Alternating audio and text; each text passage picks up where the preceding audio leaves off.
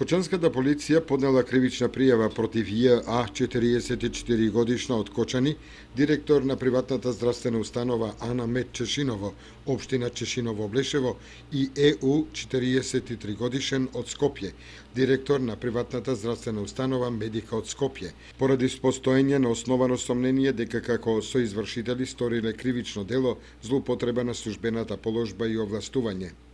Според полициската станица Кочани, во периодот од јануари 2013 до мај 2014 година, првопријавената како одговорно лице директор со искористување на својата положба со пречекорување